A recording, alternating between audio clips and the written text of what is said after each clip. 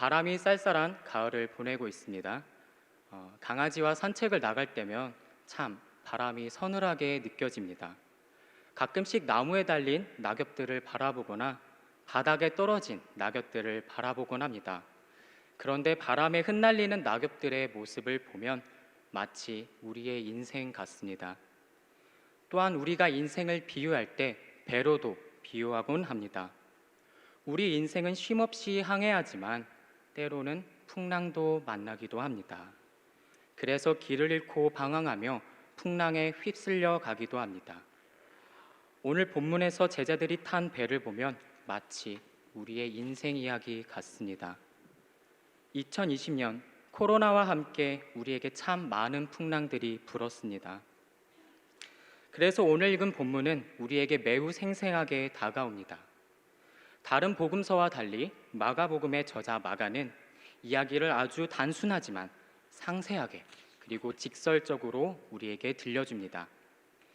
예수님과 제자들의 감정도 풍부하게 표현하고 있습니다.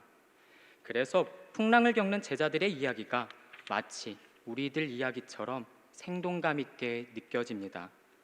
오늘 말씀을 천천히 곱씹어보며 당시 제자들의 감정과 예수님의 마음은 어떠했는지 함께 생생하게 느껴봅시다.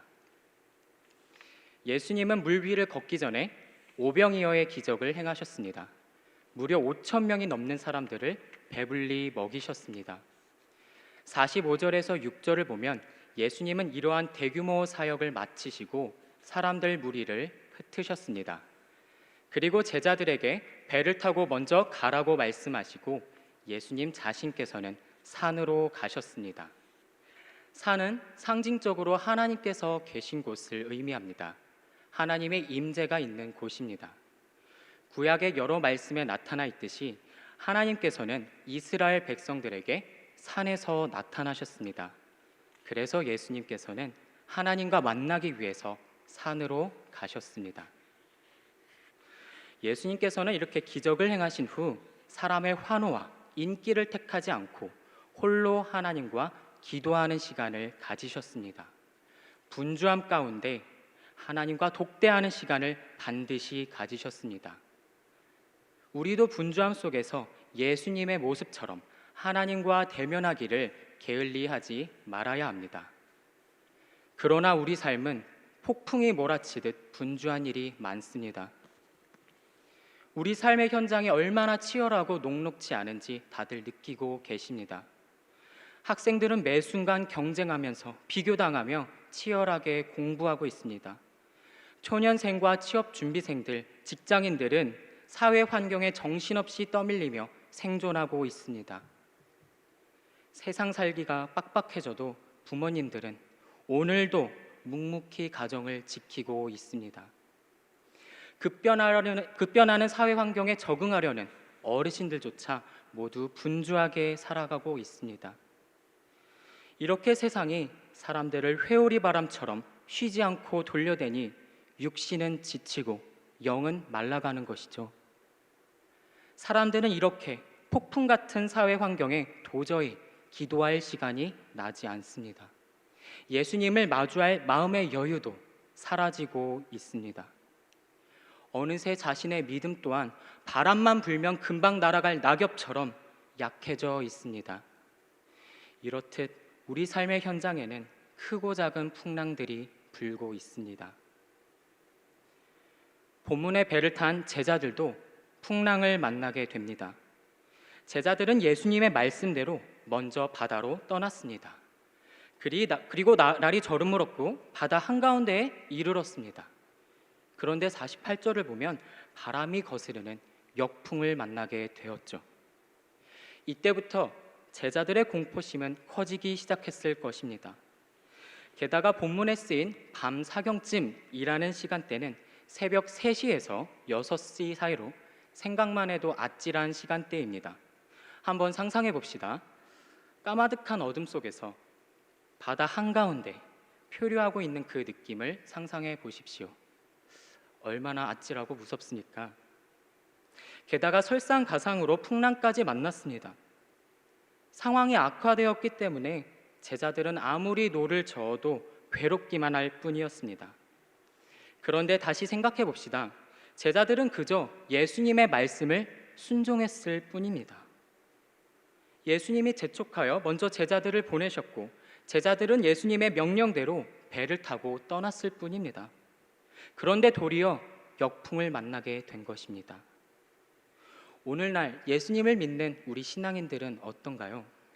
우리는 풍파 없는 항해를 하고 있나요? 흔히 신앙인들은 이렇게 말합니다. 믿음대로 될지어다. 믿음대로 될지어다. 믿음대로 될지어다 이렇게 말하지만 정말 믿는 대로 다 되나요? 인생이 믿는 대로 다 된다면 이 세상 못 믿을 게 없지 않을까요? 믿음대로 되지 않기 때문에 많은 신앙인들이 딜레마에 빠지고 있습니다. 가난한 자를 긍휼히 여기시는 하나님, 그러나 현실에서는 가난한 자가 너무 많습니다. 불의와 모든 거짓된 것과 맞서 싸우시는 하나님, 그러나 현실에서는 거짓이 승리할 때가 너무 많습니다. 가끔 사람들은 이렇게 말합니다. 신은 참 매정하다. 고통당한 사람들을 왜 내버려 두는 거지? 심지어 허무주의 철학자 니체는 신은 죽었다라고 말했는데요. 아이러니하게 니체는 과거의 신학생이었고 그의 아버지는 목사였습니다. 그는 기독교에 대한 실망함으로 결국 신학을 중단했고 신앙을 버렸습니다. 안타깝게도 오늘날 신앙인들 중 일부는 풍랑을 견디지 못해 결국 교회를 떠나기도 합니다. 하물며 성경 속에서도 고난당한 인물들의 이야기가 많이 나옵니다. 디모데후서 3장 12절을 보면 무릇 그리스도 예수 안에서 경건하게 살고자 하는 자는 박해를 받으리라 라는 말씀도 있습니다. 이 말씀을 기록한 사도 바울도 당시 로마 감옥에서 수감 생활 중이었습니다. 이처럼 그리스도를 따르는 신앙인들은 풍랑을 피할 수 없습니다. 지금도 얼마나 많은 신앙인들이 고생하며 풍랑을 견디고 있는지 모르겠습니다. 누군가는 삶의 위기가 찾아왔는데 답이 보이지 않습니다. 누군가는 마음의 상처가 아물지 않고 누군가는 질병이 낫지 않아 매일 눈물로 밤잠을 설치고 있습니다. 또한 누군가는 아무에게도 말 못하는 문제로 가슴을 치며 오늘 기도의 자리로 나왔을 것입니다. 그럴 때 하나님은 정말로 신앙인들을 외면하실까요? 또한 예수님은 대체 어디서 무엇을 하고 계실까요? 48절 앞부분을 다시 읽어봅시다. 바람이 거스름으로 제자들이 힘겹게 노젓는 것을 보시고, 그렇습니다. 예수님은 보셨습니다. 풍랑에 허덕이는 제자들을 친히 살펴보셨습니다. 예수님께서는 멀리 떨어져 계셨지만 괴로이 풍랑과 씨름하는 제자들을 보셨습니다. 산에서 보셨는지 멀리서 보셨는지 직감적으로 아셨는지는 잘 모르겠습니다. 그러나 가장 중요한 것은 예수님께서는 곤경에 처한 제자들을 결코 외면하지 않으셨다는 사실입니다. 예수님께서 제자들을 보신 후에 이제는 기적적인 사건이 시작됩니다. 예수님은 아주 적극적이고도 신비한 방법으로 제자들에게 다가오시죠. 바로 바다 위를 걷기 시작하셨습니다. 고대 근동 문헌에 따르면 바다는 혼돈과 위험한 세력을 상징합니다. 그런데 그 바다 위를 걷는다는 것은 오직 하나님만 가능하신 일입니다. 즉 하나님이신 예수 그리스도는 바람과 바다라는 강력한 세력을 지배하시고 하나님의 능력으로 제자들에게 임재하셨습니다. 성도 여러분, 이렇듯 하나님께서는 어려움에 처한 신앙인들을 결코 버려두지 않으십니다. 예수 그리스도는 풍랑 가운데 우리에게 반드시 찾아오십니다. 혹시나 나의 고통을 아무도 알아주지 않는다고 좌절하는 분 계십니까? 낙심하지 마십시오. 주님께서 우리들을 늘 지켜보시고 계십니다. 내 모든 형편 아시는 주님, 그 주님께서 우리에게 직접 찾아오셔서 함께 하십니다. 그런데 49절에 갑자기 반전이 나옵니다. 제자들이 착각합니다. 바다 위로 걸어오시는 예수님을 알아보지 못했습니다. 게다가 유령으로 착각해서 소리까지 질렀다고 합니다. 또한 예수님을 본 제자들은 모두 섬뜩해서 놀랐다고 합니다. 사람은 누구든지 자신이 전혀 경험하지 못한 낯선 상황이나 사물을 맞닥뜨릴 때 두려움을 느끼게 됩니다. 특히 고통스러운 환경이 자신을 지배하게 될 때는 정말 아무것도 판단할 수 없는 패닉 상태에 빠지게 됩니다. 그래서 제자들이 바다 위로 걸어오시는 예수님을 제대로 판단하지 못했던 것 같습니다. 얼마나 제자들이 무지하고 무능한가요? 이 이야기를 기록했던 마가도 제자들이 답답했나 봅니다. 그래서 마가는 이야기 끝에 마음이 둔하여졌음이로라 라고 비판적으로 제자들을 평가합니다. 그런데 이렇게 한심한 제자들에게 예수님은 어떻게 대하셨을까요? 실망하셨을까요? 아니면 독설을 날리셨을까요? 예수님은 굉장히 놀라운 말씀을 하십니다. 50절에 예수님께서 이렇게 말씀하십니다. 그들이 다 예수를 보고 놀라미라. 이에 예수께서 곧 그들에게 말씀하여 이르시되 안심하라 내니 두려워하지 말라 하시고. 그렇습니다. 예수님은 제자들에게 은혜로 다가오셨습니다. 놀라는 제자들에게 안심하라고 두려워하지 말라고 권면하셨습니다. 풍랑 앞에서 무력하기 그지없던 제자들, 심지어 자신을 알아보지 못하는 그 바보 같은 제자들에게 은혜로 다가오셨습니다. 이것이 바로 고통받는 제자들과 우리들을 향한 예수님의 마음입니다. 안심하라, 두려워하지 말라. 이 두 권면 사이에 한 가지 단어가 나옵니다. 그게 무엇일까요? 바로 내니라는 예수님의 말씀입니다. 우리가 두려워하지 말아야 할 근거가 내니에 있습니다. 내니 두려워하지 말라. 나니까 너희들은 두려워하지 말거라. 이렇게 예수님께서는 우리에게 찾아오셔서 정죄를 주는 분이 아니라 위로와 평안을 주시는 분이십니다. 골목식당이라는 TV 프로그램이 있습니다. 거기에 백종원 대표가 나오죠. 그 어려움에 처한 식당들을 찾아다니면서 솔루션을 진행하는 방송입니다. 그런데 백종원 대표가 가끔씩 기막힌 방법으로 솔루션과 레시피를 내주기도 하는데요. 그럴 때 제작진들이 감탄하면서 박수를 쳤던 것이 기억납니다. 그때 백종원이 충청도 사투리로 나요 이렇게 말했던 것이 기억납니다. 좀 비슷하진 않지만 나요, 백종원의 이 말에는 다른 수식어가 필요가 없죠. 이 말 한마디면 끝납니다. 그만큼 이 말에는 모두가 인정할 만큼 백종원은 요식업의 전문가이다. 백종원의 레시피는 항상 맛있다. 백종원의 솔루션은 항상 바람직하다. 이렇게 여러 가지 의미를 담고 있겠죠. 예수님께서 말씀하신 내니라는 말도 단지 두려움에 떨고 있는 제자들에게 안녕하는 정도의 말이 아닙니다. 이 표현에는 깊이 있는 의미가 담겨 있습니다. 바로 하나님의 공식적인 자기소개 문구입니다. 출애굽기 3장 14절에 보면 모세에게 하나님께서 나는 스스로 있는 자이니라 라고 하신 말씀과 동일한 의미입니다. 즉 제자들에게 임재하신 예수님께서 자신이 곧 하나님이심을 나다, 나야 라고 말씀하시면서 제자들에게 스스로 나타내셨습니다. 나다라는 예수님 말씀에 내가 지금 너희들에게 임재하였다. 내가 바로 하나님이다. 나니까 너희는 두려워하지 말거라. 너희를 구원할 유일한 하나님이 바로 나다. 라는 수많은 의미의 선포입니다. 오늘도 고통 가운데 있는 우리들에게 임재하신 예수님께서 나야, 나다 라고 말씀하십니다. 예수님은 우리에게 풍랑 중에 찾아오시고 자신을 나타내시면서 한없는 위로와 은혜를 주십니다. 마침내 51절을 보면 예수님께서 배에 올라 그들에게 가시니 바람이 그쳤습니다. 임재하신 예수님께서 제자들과 연합하시자 바람은 궁극적으로 그쳤습니다. 제자들이 그토록 견디기 힘들었던 바람이었습니다. 그러나 오직 예수 그리스도께서 멈추셨습니다.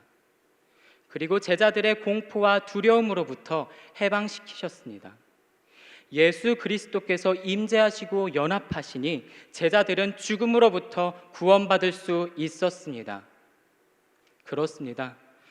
우리는 임재하신 예수님과 적극적으로 교제하며 동행할 때 거친 풍랑을 넉넉히 이길 수 있습니다. 예수님께서는 우리 삶에 찾아오셔서 우리 안에 본질적인 문제를 해결해 주십니다. 예수님께서 임하시면 내 안의 불안과 공포를 직접 잠재워 주시고 죽음으로부터 살리십니다.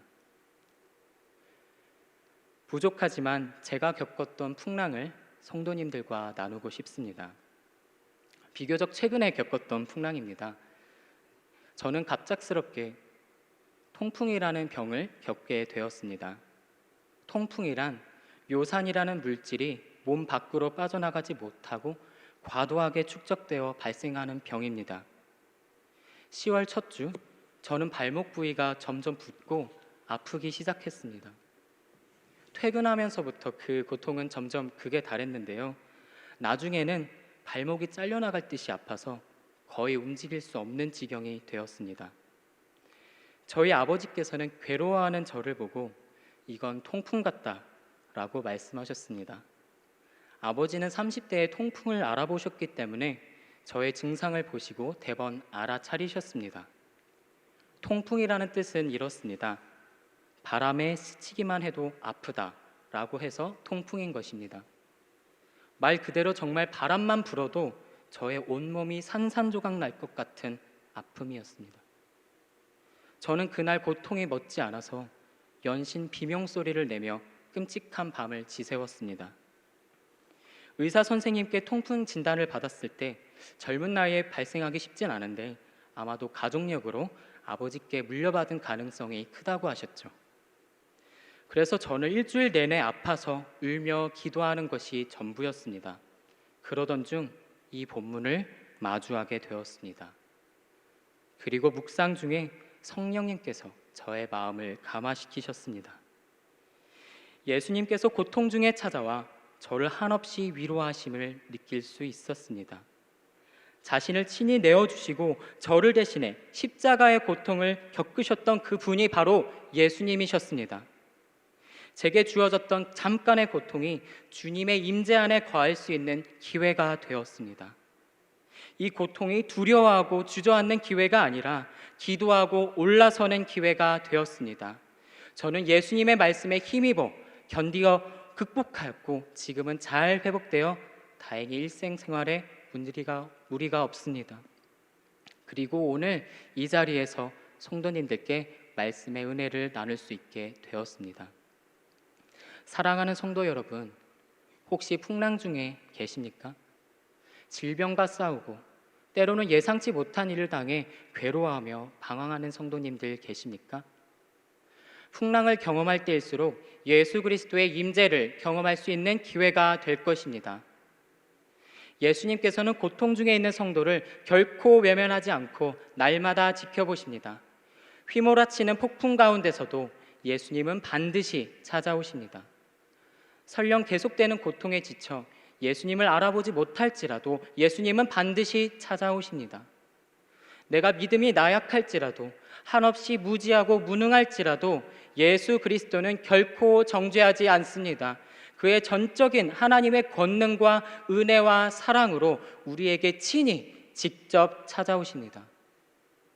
오늘도 풍랑 중에 허덕이는 이들에게 예수님께서 찾아오셔서 나야 라고 위로하십니다. 여전히 모진 풍랑을 맞설 때 두려우십니까?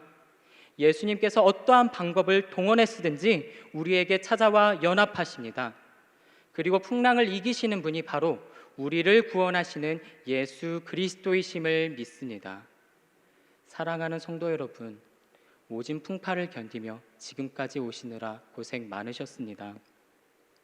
우리 언제나 꼭 잊지 맙시다. 배를 타고 가는 우리의 인생 여정의 선장이 누구십니까? 바로 예수 그리스도이십니다. 인생의 선장이신 예수님께서 우리의 삶을 마지막까지 인도해 주십니다. 그러한 예수 그리스도를 날마다 온전히 마주하며 그분의 임재를 사모하는 성도님들 되시길 주님의 이름으로 소망합니다. 함께 기도하시겠습니다. 하나님 아버지, 지금까지 우리의 일상이 참 쉽지 않았습니다. 풍랑을 겪는 동안 우리는 누군가를 탓하기도 했고 실망하기도 했고 때로는 예수님의 다가오심조차 느끼지 못했습니다. 우리의 연약함과 죄를 용서하여 주시고 풍랑 가운데 주님만 바라보게 하여 주시옵소서. 힘을 잃고 어려움에 처한 이들에게 임재하시는 주님을 굳게 믿고 의지하오니 우리에게 힘과 위로를 허락하여 주시옵소서. 주님께서 늘 우리를 살펴보시고 영과 육신을 늘 붙들어 주셔서 낙심하지 않게 하여 주시옵소서. 감당하기 힘든 풍랑을 겪고 있다면 세상을 이기신 예수 그리스도와 연합하여 넉넉히 이길 수 있도록 인도해 주시옵소서. 더 이상 불안하고 두려워하지 않게 하시고 예수님의 위로와 구원의 능력을 우리 모두에게 충만하게 채워 주시옵소서. 우리 삶에 찾아오시는 주님을 날마다 마주하며 나아갑니다. 언제나 우리 삶을 끝까지 인도해 주시며 생명과 소망이 되시는 예수 그리스도의 이름으로 기도드립니다. 아멘.